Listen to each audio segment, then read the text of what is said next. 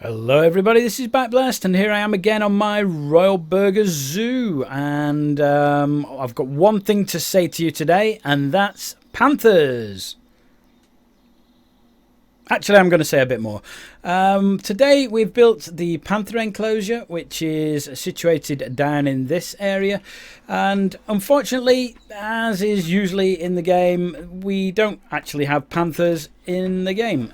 So what we've had to do is build an enclosure for jaguars, which looks fairly similar to the actual Panther enclosure. There are going to be a few little bits that are different. For example, this little bit's a little bit different, but I'll take you through those when I come back. Why are you all looking at the bushes? You can't see through the bushes.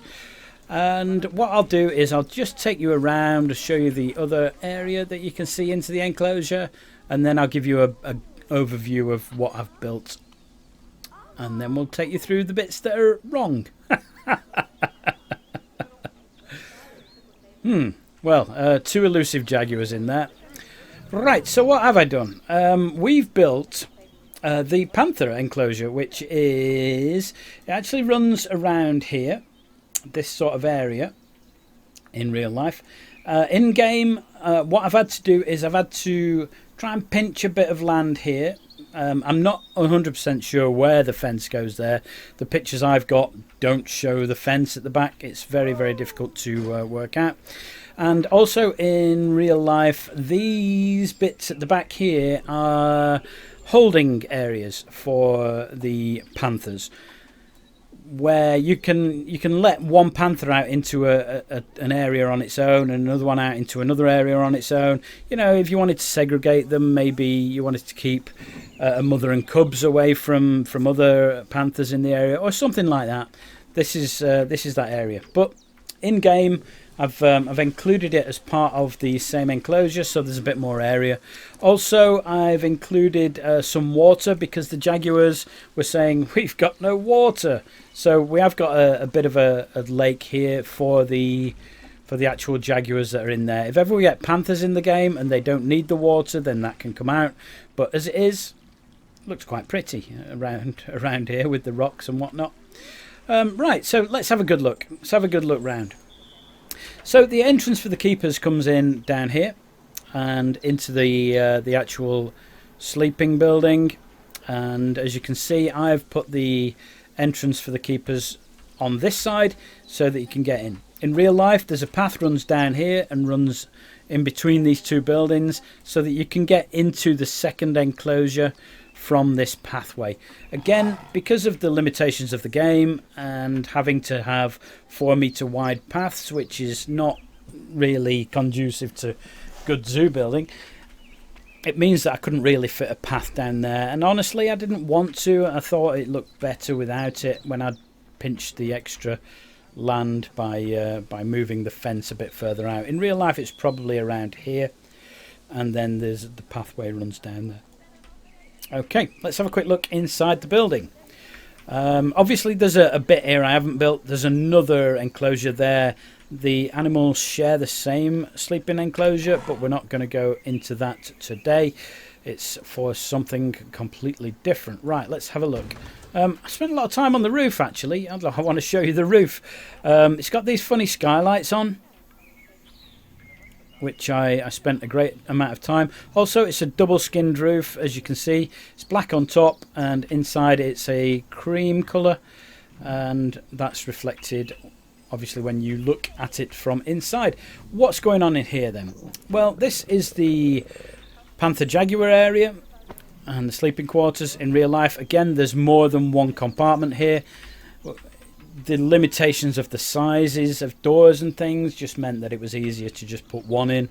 And there's a central corridor for staff to walk in and out with all the various vents and things that are in the ceiling, and the lights and whatnot are up here.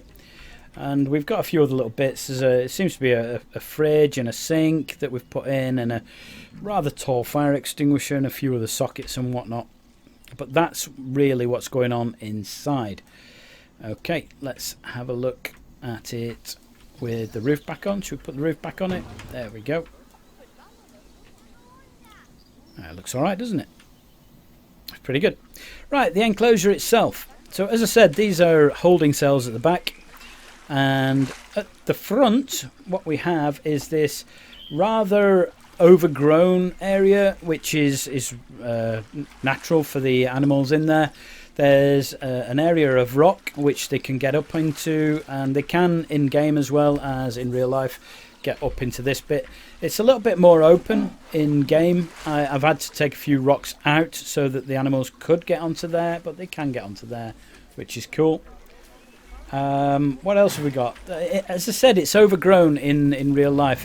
There's an awful lot of wood lying around that the animals can climb up into, making it an interesting area for them to live. There's a few rocks around.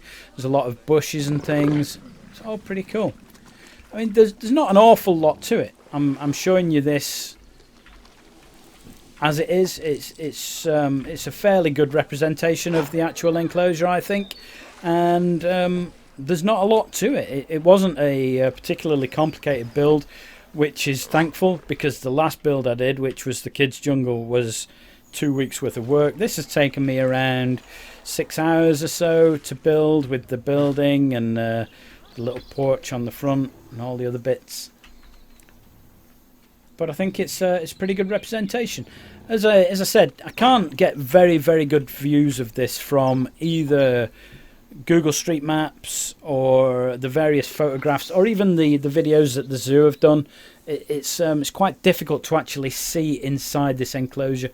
So I believe there's probably more of these towers around here or around the back. I just can't see where they are.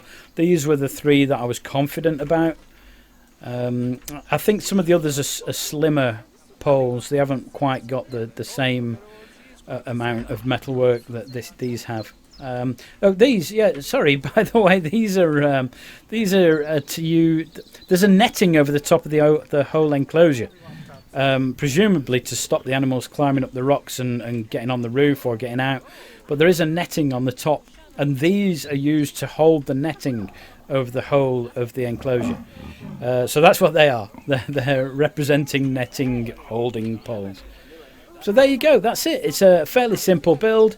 I've enjoyed building it. I think it's come out quite well, and as usual, all the bits that are path facing, I've put the foliage in, and the various bits of paneling and curbing and whatnot. So that looks pretty good. It's just now down to the other side that I need to fill out.